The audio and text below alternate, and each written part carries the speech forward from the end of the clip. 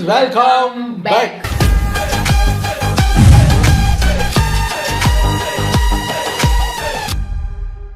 இன்னைக்கு நம்ம shoppy zone சேனல்ல இருந்து சீரியல் ட்ரோல் தான் பார்க்க போகிறோம். அன்னைக்கு எம்டி ஹேண்ட் சேனலில் வந்து வெளியூர் சீரியல் எல்லாம் பார்த்துட்டு வந்தோம். இப்போ மறுபடியும் உள்ளூர் சீரியலை ஷாப்பி ஜோன் கிட்ட போய் பார்க்கலாம். இது ஒரு 20 minutes வீடியோங்கிறனால டக்குன்னு பார்த்துட்டு ரெடி. வணக்கம் my dear zone mates, welcome to shoppy zone. நான் உங்க ஷாப்பி அண்ட் இன்னைக்கு நம்ம பார்க்க போறது சீரியல் கொடுமைகள். வழக்கம் போல தான் இன்னைக்கும் எக்கச்சக்கமான தரமான சிறப்பான கண்டென்ட்லாம் மாட்டிருக்கு. வரிசையா பார்த்தரலாமா? ஜூட்டா ஜூட். ஃபர்ஸ்டா குட்டி அஜய் சேனல் அப்படிங்கிறவர் கமெண்ட் பண்ணியிருந்தாப்புல, சன் டிவியில் வரக்கூடிய 3 முடிச்சு அப்படிங்கிற சீரியல்ல ஹீரோயினை வச்சு என்ன செய்ய முடியுமோ அதை சிறப்பா செஞ்சு விட்டுருக்காங்க அப்படின்னு சொல்லிட்டு இது ஒரு சிறப்பான கண்டென்ட். வாங்க என்னன்றதை நானே சொல்றேன். இங்க வேலை பாக்குறவங்க எல்லாருமே கிராஜுவேட், போஸ்ட் கிராஜுவேட் படிச்சிருக்காங்க. அவங்களுக்கு என்ன தகுதி இருக்கு சூர்யா? ஆக்சுவலா ஹீரோ சார் என்ன பண்ணிருக்காப்புல, அவருடைய பொண்டாட்டி பெருசா படிக்காட்டா கூட அவருடைய ஆபீஸ்லயே ஒரு நல்ல போஸ்டிங்கா போட்டு கொடுத்துட்டாப்புல. இந்த விஷயம் பிடிக்காத வில்லி, ஏண்டி படிக்காத முட்டாள் நீ, உனக்கெல்லாம் இந்த போஸ்டிங்கான்னு சொல்லி நாக்க புடுங்குற மாதிரி கேட்டு விட்டா. இதை கேட்டு நம்ம ஹீரோயின் கொதிச்சாங்களோ இல்லையோ, ஹீரோ சார் பொங்கு பொங்குன்னு போக்கிட்டாப்புல. ஸ்கூல் எஜுகேஷனை கூட முடிக்காத ஒரு அடி முட்டாள். என்ன பண்ணீங்க அதை சொல்லுங்க. நீ +2 ல எத்தனை சப்ஜெக்ட்ல ஃபெயில் ஆயிட்ட?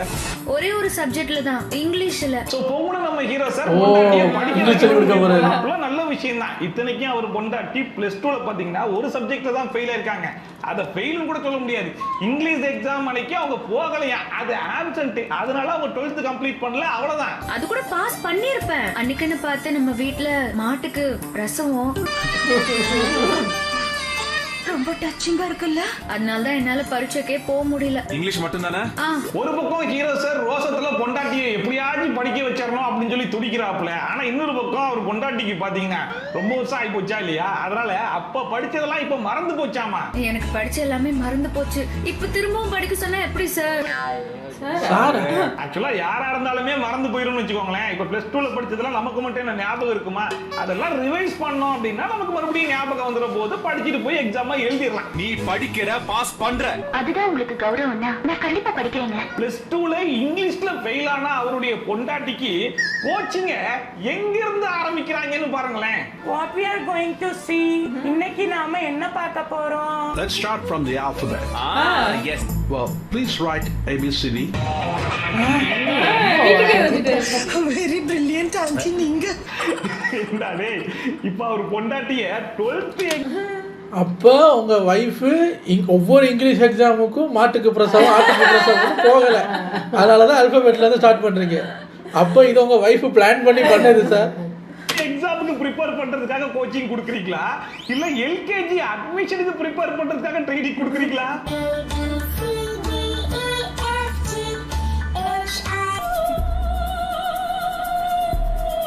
ஏண்டா மறந்து போச்சுன்னு சொன்ன ஒரே ஒரு காரணத்துக்காக நீங்க ஏபிசில இருந்தா ஏங்க மாஸ்டரை மாத்துங்க, அவனுக்கே இங்கிலீஷ் தெரியாது. ஜிக்கு அப்புறம் ஐ போட்டு வச்சிருக்கான், எச்சங்கடா.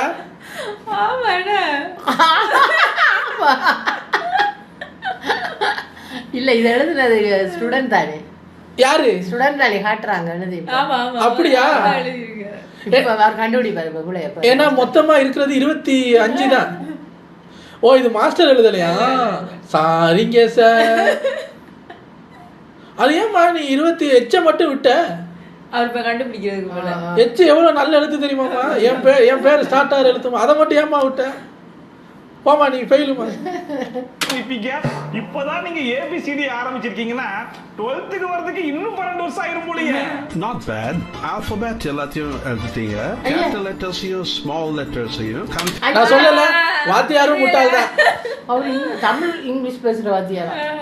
வாத்தியாரை மாத்துங்க சார். உங்க வைஃப் தப்பானது கூட சாரி சாரிங்கிறா. இந்த ஆளை வச்சு இந்த அம்மா பாஸ் பண்ணி நீங்க வில்லிக்கு சாவல் விட போறீங்க. ஏங்க ஏபிசிடி தானே, அதை நீங்களே சொல்லி கொடுக்கலாமே. இதுக்கு எதுக்கு ஒரு வாத்தியாரு பிளாக் போர்டு எல்லாம்? அவருக்கு தெரியுமே. அது சரி, உனக்கும் தெரியாதுல்ல, நீங்க இதுல எச்ச கண்டுபிடிக்கல நீங்க. Confuse பண்ணிட்டீங்க.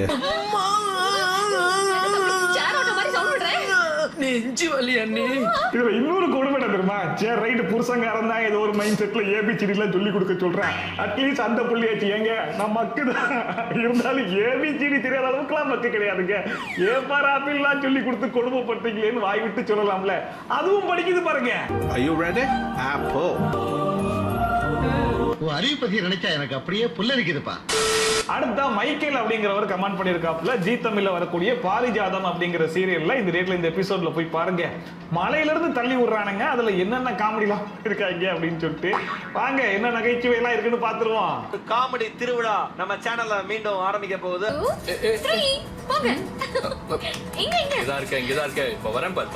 ஆக்சுவலா இவங்க ரெண்டு பேரும் மலைக்கு மேல நல்லா ஜாலியா கண்ணாமூச்சி கேம் ஆடிட்டு இருக்கும்போது வில்லன் என்ன பண்றான், ஆரம்பிச்சு அந்த புள்ளைய மட்டும் துண்டா கட்ட சொல்லிட்டேன். பொண்ணை கடத்தி முடிச்சதுன்னு போன் பண்ணு, புரியுதா? அத நாங்க பாத்துக்கிறோம், நம்ம நீங்க போங்க. அவ எலும்பு கூட யாருக்கும் கிடைக்கூடாது.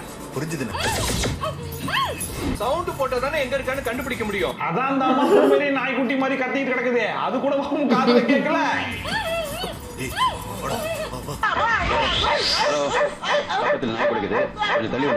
வர்ஷினி விளையாடாத, பேசு. அப்புறம் என்ன ஆரம்பிக்க வேண்டியதானே? சரி ரைட், அந்த மனுஷன் காதல கடைசி வரைக்கும் வில்லல போல இருக்கு. இந்த வில்லனுங்களும் அலாக்கா அந்த புள்ளைய கடத்தி கொண்டு போய் மலை உச்சில இருந்து கீழே தள்ளி விட்டாங்களாமா. அதுவும் இங்க இருந்துலாம் தள்ளி விட்டா சின்னதா ஒரு எலும்பு துண்டு கூட மிஞ்சாதாமா. வேலையை முடிச்சிட்டீங்களா? அண்ணே நீங்க சொன்ன மாதிரியே அந்த பொண்ணோட எலும்பு கூட கிடைக்காத அளவுக்கு மலையில இருந்து தள்ளி விட்டானே. வெரி குட்ரா. எப்படியோ வில்லம் போட்ட பிளான் சக்சஸ். இந்நேரத்துக்கு அந்த புள்ள கீழே 4-5 எலும்பு துண்டா தான் கிடக்க போகுது. அந்த எலும்பு துண்டையும் எந்த நாய் தூக்கிட்டு போச்சோ அப்படிங்கிற மாதிரி நம்ம யோசிச்சுக்கிட்டு இருக்கோம்.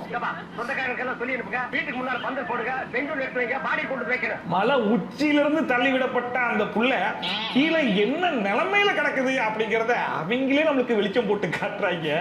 அதை மட்டும் கொஞ்சம் மனசை திடப்படுத்திட்டு பாருங்களேன். எதுக்கு பாடி ஒரு தடவை நான் பாத்துக்கிறேன். ஆஹா,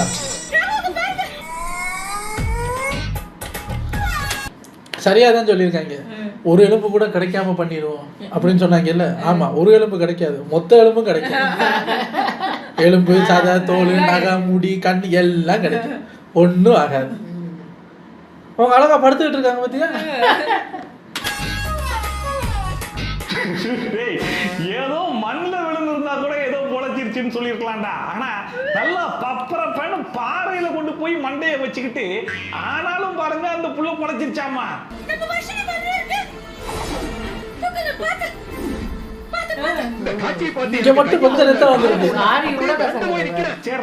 மலை உச்சியில இருந்து தள்ளி விட்டு அந்த புள்ள நேரம் மண்டையை கொண்டு போய் பாறையில வச்சு இடிச்சு இருந்தும் அந்த புள்ள பொழைச்சிருச்சுன்னு சொல்றது கூட நாங்க மன்னிச்சு விட்டுருவோம்டா. ஆனா இப்ப ஏற்பட்ட புள்ளைக்கு எப்படியெல்லாம் அடிபட்டிருக்கோம்னு நான் கற்பனை பண்ணி வச்சிருந்தேன் தெரியுமா. ஆனா அந்த பிள்ளைக்கு எப்படியெல்லாம் அடிபட்டிருக்கு அப்படிங்கறத கொஞ்சம் நீங்களே பாருங்களேன். கீழே மட்டும் ஒரு பிளஸ்.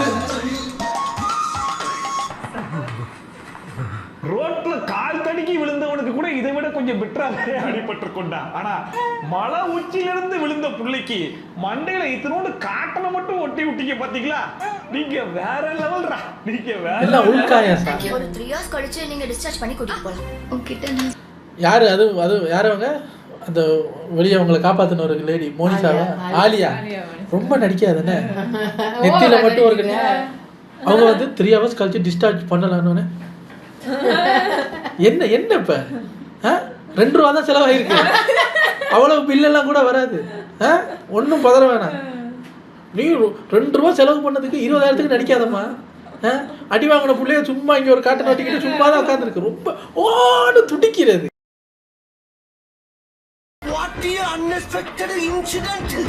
அடுத்தா பிரசாத்நாதன் அப்படிங்கிறவர் கமெண்ட் பண்ணியிருக்காரு. வணக்கம் நண்பரே, ஜி தமிழ்ல வரக்கூடிய சந்தியா ராகம் அப்படிங்கிற சீரியல்ல இந்த ரேட்ல இந்த எபிசோட்ல போய் பாருங்க, என்னென்ன அநியாயம் பண்றாங்க தெரியுமா அப்படிங்கிற மாதிரி போட்டு வச்சிருக்காப்புல. வாங்க என்ன அநியாயம் பண்ணிருக்காங்கன்னு பாத்துருவோம். ஏய் எங்க போறா?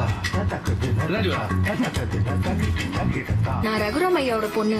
அவருக்கு நடக்க போற பாராட்டு விழாவோட கேப்ஷன் ஆர்டருக்காக நாங்க கொட்டேஷன் கொடுக்க வந்திருக்கோம். ஆக்சுவலா ஒரு பெரிய சமையல் ஆடுறான். யாரு கம்மி ரேட்ல கொட்டேஷன் கொடுக்குறாங்களோ அவங்களுக்கு தான் அந்த டெண்டரை கொடுப்பேன் அப்படிங்கிற மாதிரி சொல்லிட்டாங்க போல இருக்கு. அதனால நம்ம ஹீரோயின் என்ன பண்றாங்க, இந்த சமையல் கொட்டேஷன் எனக்கு நேற்று பார்த்த ஒரு காமெடி ஞாபகம் வந்தது. அது குக் வித் கோமாளியில் பார்த்துருப்பீங்க, இருந்தாலும் மறந்துருப்பீங்க. குரேஷி போன சீசனில் நம்ம மாதம்பட்டியை கலாய்ச்சிக்கிட்டே இருப்பார்ல, அதில் சொல்கிறாரு, சார் இந்த இருக்காரே சார் என்ன அநியாயம் பண்ணுறாரு தெரியுமா, ஒரு ரெண்டு ஜோடி இவருக்கு இப்போ போயிட்டு அவங்க கல்யாணத்துக்கு கேட்ரிங் கொட்டேஷன் கொடுத்துருக்காங்க சார், எல்லாம் பண்ணி பார்த்துட்டு 5 லட்ச ரூபாய்க்கு பில்லு கொடுத்துருக்காரு சார் அப்படின்னா இப்போ எல்லாம் சொல்கிறாங்க, பின்ன அவர் யாருன்னு நினச்சேன், செலிபிரிட்டி குக்கரியா அவர், பெரிய பெரிய அவரோட கல்யாணத்தெல்லாம் பார்த்துருக்கீங்களா, எல்லாம் பெருசு பெருசாக தான் பண்ணுவார், அப்போ அவர் 5 லட்ச ரூபா பில்லு கொடுக்குறது சரிதானே கேட்க, என்ன சரி அது ரெஜிஸ்டர் மேரேஜுக்கு, பொண்ணு மாப்பிள்ளை, பொண்ணோட அம்மா அப்பா, பையனோட அம்மா அப்பா, வெறும் ஒரு 6-7 பேருக்கு 5 லட்ச ரூபா கொண்டு கொடுத்தாங்க இருந்தாலும், ரெஜிஸ்டர் மேரேஜுக்கு 5 லட்சம். ஆகா, அப்போ பெரிய கல்யாணத்துக்குன்னா 5 கோடி கப்பாரு போல இருக்கு ஐயா. இருக்கிறதுலயே ரொம்ப கம்மியான ஒரு கொட்டேஷனை போட்டு கொண்டு போய் கொடுத்துட்டாங்க. உங்க கொட்டேஷனை கொடுங்கம்மா, கொடுங்க, நீங்க கொஞ்சம் வெளியே வெயிட் பண்ணுங்கம்மா. ஹீரோயின் ஒரு உருப்படியான வேலை பாக்குறாங்க அப்படின்னா அந்த வேலையை கெடுக்கிறது தான் அந்த சீரியல்ல வில்லியோடைய முழு நேர வேலையாவே இருக்கும் இல்லையா. அதனால வில்லி என்ன பண்றாங்க, அவங்க பங்குக்கு அவங்களும் ஒரு கொட்டேஷனை போட்டு கொண்டு போய் கொடுக்குறாங்க. நீ போய் கொட்டேஷனை கொடுத்துட்டு வா, இந்த கான்ட்ராக்ட் நிச்சயமா உங்களுக்கு கிடைக்காது. அவங்க சீக்கிரட்டா ஒரு அமௌண்ட் குறைச்சு போட்டு கொடுத்துருப்பாங்க. 2 பேருக்குள்ளதான் போட்டியே, ஒன்னு ஹீரோயின் இன்னொன்னு வில்லி. இவங்க 2 பேருக்குள்ள நடந்த போட்டியில வெற்றி பெற்றது யாரு தெரியுமா? அன்பார்ச்சுனேட்லி வில்லி வெற்றி பெற்றாங்க. அதுவும் எவ்வளவு அமௌண்ட் டிஃபரன்ஸ் நினைக்கிறீங்க? இந்த கேட்டரிங் ஆர்டர் மிஸ் போனா கிடைச்சிருக்கு. எவ்வளவு? இருக்கிறதுலே கம்மியான அமௌண்ட்டுக்கு நீ கொட்டேஷன் போட்ட, நான் அதை விட 1 ரூபாய் பண்ணி இந்த டெண்டரை தட்டி தூக்கணும் பத்தியா? 1 ரூபாயே கேட்டுடுவோம். சரி ரைட், இதுல கூட ஒரு சின்ன லாஜிக் இருக்குதுன்னே வச்சுப்போமே. ஏன்னா வில்லிக்கு ஹீரோயின் கொடுக்குற அமௌண்ட் தெரிஞ்சு போச்சு, அந்த அமௌண்ட்டை விட கம்மி அமௌண்ட் கொடுக்கணும், அதனால 1 ரூபா கம்மியா வச்சுட்டேன் அப்படிங்கிற மாதிரி சொல்றாங்க. ஆனா இப்ப இன்னொரு ட்விஸ்ட் வைக்கிறாங்க, அந்த ட்விஸ்ட கேளுங்க. ஜானகிங்கிறவங்க பேர்ல ஒரு கொட்டேஷன் கொடுத்திருக்கோம்ல, அதை நீங்க பார்க்கலையா? ஜானகின்ற பேர்ல ஒரு கவர் இருக்கு சார். என்னையா வேலை பாக்குறீங்க? எல்லாரும் என்ன மன்னிக்கணும். சொல். போனாவோட 1 ரூபா கம்மியா ஜானகின்றவங்க அப்ளை பண்ணிருக்காங்க. இந்த கான்ட்ராக்ட் திருமதி ஜானகிக்கு தான் போகுது.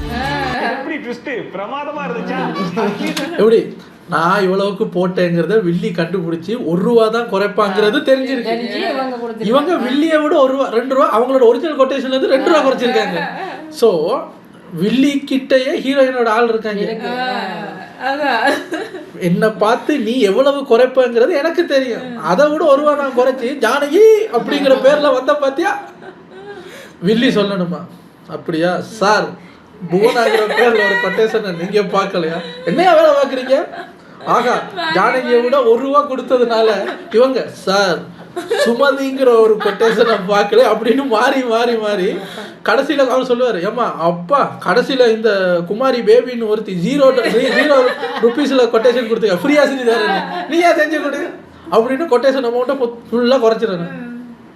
வில்லிக்காச்சி ஹீரோயினுடைய கொட்டேஷன் அமௌண்ட் எவ்வளோன்னு தெரிஞ்சிச்சு, அதனால 1 ரூபா கம்மியா வச்சாங்க.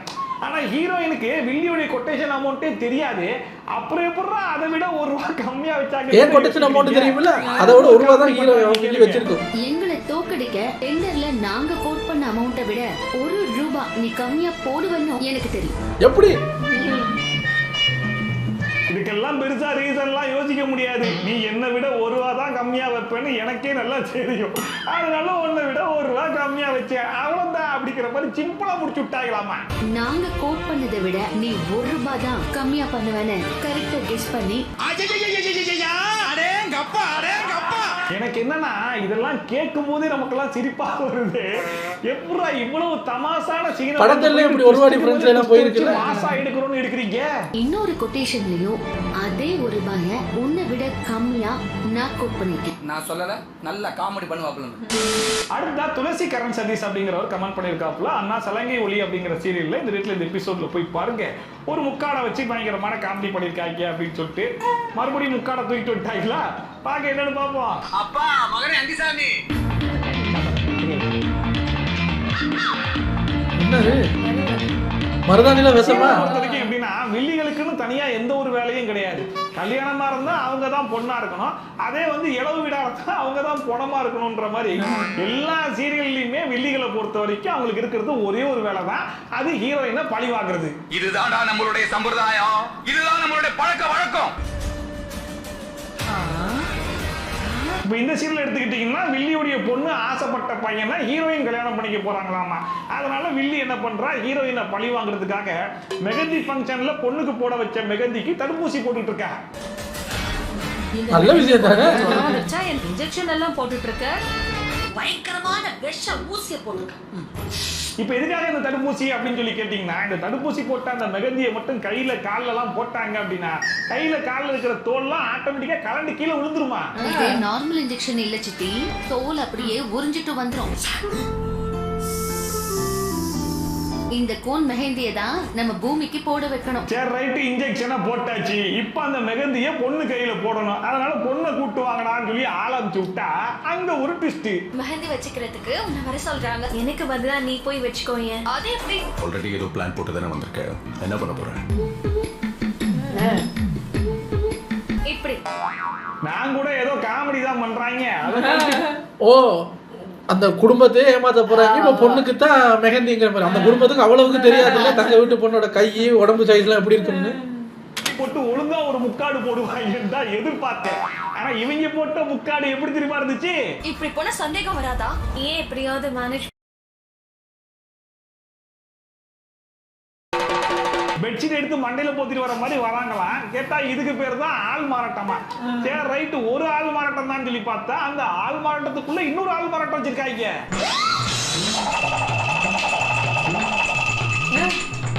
மொத்த குடும்பம் வைத்தியம். சரி ரைட், ஹீரோயின் துப்பட்டாவை எடுத்து வேற புள்ள மண்டையில போட்டு ஆள் மாறாட்டம் பண்ணி, அந்த துப்பட்டாவை மறுபடியும் வேற ஒரு புள்ள மண்டையில போட்டு ஆள் மாறாட்டம் பண்ணி கடைசியில பார்த்தா ஹீரோ அந்த வில்லியோட பொண்ணு. இப்போ இந்த பொண்ணு கிட்ட ரெண்டு பேரும் பேசிட்டு இருக்காங்கல்ல, அவங்க யார் தெரியுமா? அந்த புள்ளையோடைய அம்மாவும் பாட்டியுமா. அவங்களுக்கே அந்த புள்ளைய தெரியலையாமா. காரணம் துப்பட்டாமா. இதை கேட்கும்போது உங்களுக்கு ஃபங்க்ஷனுக்கு உங்க புள்ள என்ன ட்ரெஸ் போட்டுருக்குன்னு தெரியாது. கூட்டிட்டு வர மாதிரி கூட்டிட்டு வர. பூமி பிறந்து வளர்ந்த ஊர்ல மெஹந்தி கையில வச்சுக்கும் போது முகத்தை காட்ட மாட்டாங்களா? இவ்வளவும் எதுக்காகன்னு சொல்லி கேட்டீங்கன்னா, கையில வைக்கிறதுக்கு கையை காட்டனா போதுமே, மூச்சு எதுக்குவா காட்டுற?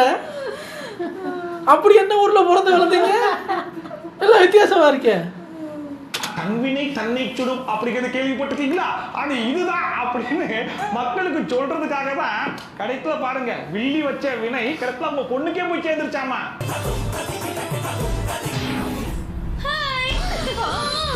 கருத்து சொல்ல கருத்தா சொல்லாம கதைக்கு அடுத்ததான் முத்துச்செல்வி அப்படிங்கிறவங்க என்னோட இன்ஸ்டாகிராமுக்கு மெசேஜ் அனுப்பிச்சிருந்தாங்க. மணமகளே வா அப்படிங்கிற சீரியல்ல இந்த எபிசோட பாருங்க. அப்படியே இதயம் சீரியல்ல இந்த எபிசோட பாருங்க. ரெண்டு கிட்டத்தட்ட ஒரே கான்செப்டா தான் போயிட்டு இருக்கு அப்படின்னு சொல்லிட்டு பாருங்க என்ன கான்செப்ட்னு பாப்போம். என்ன கான்செப்ட்? அதெல்லாம் நல்லபடியா நடந்தாதான் சிதம்பரம் உயிர் பொழைப்பாரு. இல்ல உங்க தாத்தா இல்ல. ஆக்சுவலா ஹீரோயினுடைய தாத்தாவை கடத்தி வச்சுக்கிட்டு இங்க பாரு, கடத்தலே இதுதான் போயிட்டு இருக்கு. தாத்தாவை போட்டு தள்ளிடுறேன் அப்படின்னு சொல்லிட்டு மொத்த வில்ல குடும்பமும் சேர்ந்து ஹீரோயினை மிரட்டுறாங்களாம். சாரி தாத்தா, என்ன மன்னிச்சிருங்க. எனக்கு நீங்க தான் முக்கியம். உங்களுக்காக நான் என்ன வேணாலும் செய்வேன். ஹீரோயினுக்கு தாத்தானா உசுறு. அதனால வேற வழி இல்லாம சரி ரைட் நான் உனக்கு கழுத்தை நீட்டிடுறேன் அப்படின்னு சொல்லிட்டு அந்த புள்ளையும் வந்து உட்கார்ந்துருது. ஆனா ஒரு கண்டிஷன் போடுது. நீ சரியான பொம்பளையா இருந்தா தாத்தாவோட கட்டை அவுத்து விட்டு கல்யாணத்தை பார்க்க வை. பார்த்தா தாத்தா வந்து ஏஜென்ட் டீனா. வழக்கமா அப்படித்தானே? அப்புறமா தான் புருஷன் எல்லாம் பொண்டாட்டி பேச்ச கேட்க ஆரம்பிப்பான். ஆனா இந்த வில்லப்பாய புள்ளைய பாருங்க, இன்னும் முழுசா தாலி கூட கட்டி முடிக்கல. ஆனாலும் அந்த புள்ள சொல்ற எல்லா வேலையும் செய்யறாங்க. அந்த கிழவனோட கட்டை ஒத்து விட சொல்லுங்க, என்ன கிளிக்கிறான்னு பார்ப்போம். சும்மா கிறுக்க மாதிரி பண்ணாம உட்கார்றா.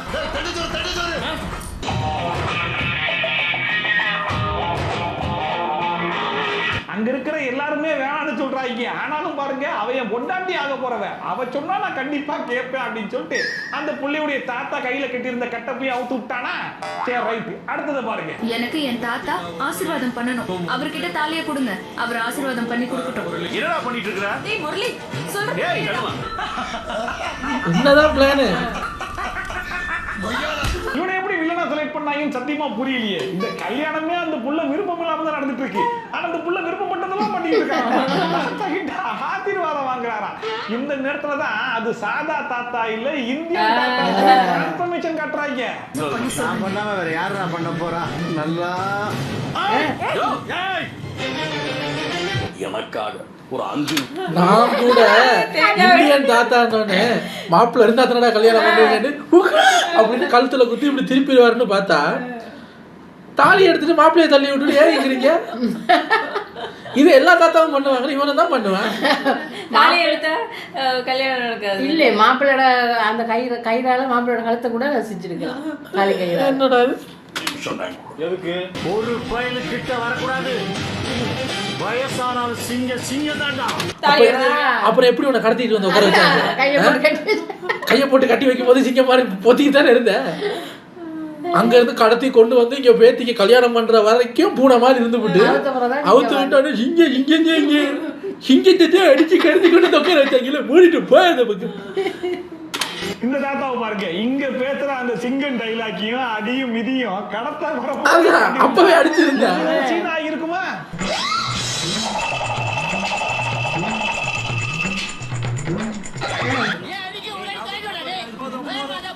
சரி, ஒரு பக்கம் இப்படி ஒரு காமெடி பண்ணாங்களா, இன்னொரு பக்கம் பாத்தீங்க அப்படின்னா நம்ம ஆதியோடைய பொண்டாட்டி இருக்காங்கல்ல பாரதி, அவங்கள கடத்திட்டு வந்துட்டான். டேய், அடுத்தவன் பொண்டாட்டிடா, ஏ பரவாயில்லடா, இது வேற சீரியல் அது சொல்லுங்க பண்ணிக்கிறேன்னு சொல்லிட்டு மறுபடியும் விருப்பம் இல்லாம தாலி கட்ட பாக்குறேன். இங்க பாரு பாரதி, நீ என்ன ஃபீல் பண்ணாலும் இங்க கல்யாணம் நடக்கிறத யாராலையும் தடுத்து நிறுத்த முடியாது.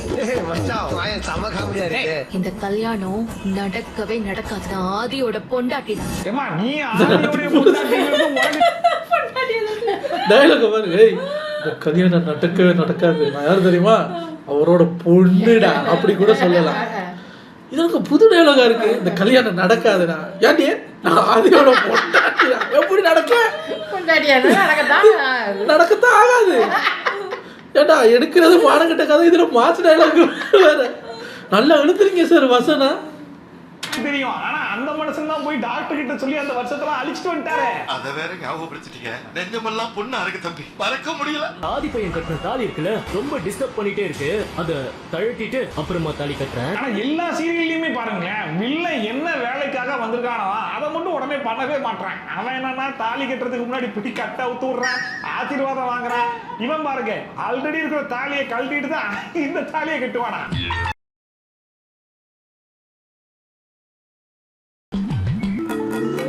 இங்க தாத்தா பாட்டி யாரும் வரலையா சண்டைக்கு? நீ கெட்ட போறதே கள்ள தாலி தான், இதுல உனக்கு ஜெனினிட்டி. கடத்தல்ல கூட கடமை கண்ணியம் கட்டுப்பாடோட இருக்கிறீங்களேன்னு சொன்னா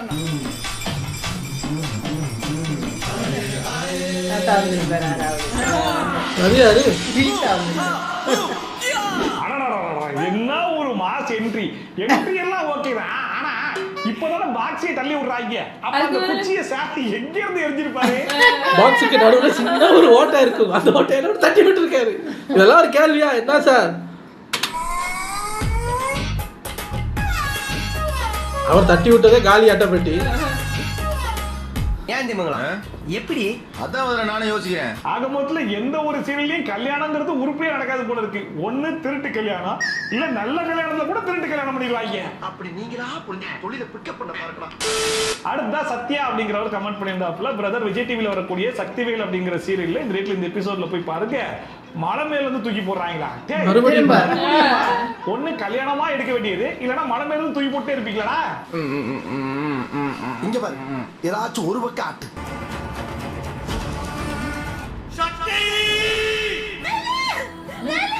அங்க ஹீரோயினை கடத்தி மலை உச்சியில இருந்து கீழே போட்டாங்க. ஆனா இங்க ஒரு மாற்றமா ஹீரோவை கடத்தி கொண்டு போய் அந்த மனுஷனை மலை உச்சியில இருந்து கீழே போட்டாங்க. அங்க எத்தனை அடி ஆழம் அப்படிங்கறத சொல்லல, ஆனா இங்க சொல்றாங்க கேளுங்க. இது 2000 அடி ஆழம் இருக்குமா? இதுல தேடி கண்டுபிடிச்சு 2000 உயிரோட தான் இருப்பாரு. எங்களுக்கு உங்க ஹஸ்பண்ட் உயிரோட இருக்கணும் தான் ஆசை. ஆனா 2000 அடி பணமாச்சே, உயிர் பழைக்க சான்ஸ் ரொம்ப ரொம்ப கம்மிமா. 2000 அடி ஆழம் உள்ள மலை மேல இருந்து கீழே தூக்கி போட்டுருக்காங்களாமா. அங்க இருந்து விழுந்தா பணம் கூட கிடைக்காதாமா. இருந்தாலும் சரி ரைட்டு ட்ரை பண்ணி பாப்போம்னு போய் தேடி பாக்குறாங்க.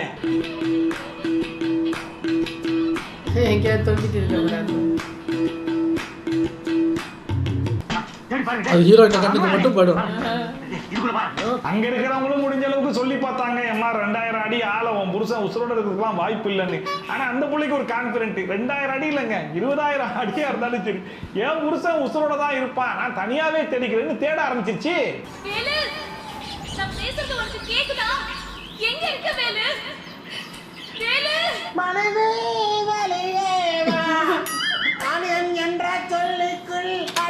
இல்லைம்மா 2000 அடியிலேருந்து தூக்கி போட்டவன் அங்கே போய் செத்துருக்க மாட்டாங்கிற கான்ஃபிடன்ஸ் வரைக்கும் ஓகே. அவனுக்கு காது கேட்கும், நான் பேசுனா பதில் பேசுவாங்கிறதெல்லாம் என்னது அட்லீஸ்ட் ஒரு மயக்கமாக தான் இருக்காதா? உனக்கு கேட்கும்னு எனக்கு தெரியும். அவன் ஒளிஞ்சு பிடிச்சா விளையாண்டுக்கிட்டு இருக்கான். நீ வந்து கண்டுபிடிக்க வரைக்கும் நான் வெளியே வரமாட்டேன் அப்படிங்கிறதுக்கு. சரி, அந்த பொண்ணுக்கு இங்கே ஒரு பேட்ச் போட்டிங்கல்ல, இவருக்கு எங்கே போட்டிருக்கீங்கன்னு பார்ப்போம். பட் உண்மையிலேயே அந்த புள்ளியுடைய கான்ஃபிடென்ட் நான் பாராட்டே தீருவேங்க. ஏன்னா அந்த புள்ள சொன்ன மாதிரியே அந்த புள்ளியுடைய புருஷன் பாடி கிடைச்சிருச்சு. சரி 2000 அடி இந்த புள்ள பாடி ஆயிருக்கு விழுந்திருக்கு அப்படின்னா பாடி கொஞ்சம் கொல கொலன்னு இருக்கும் தானே எதிர்பார்க்குறீங்க. ஆனா ஒரு மாறுதலுக்கு அந்த பாடி பளபளன்னு இருக்கு. 2000 அடி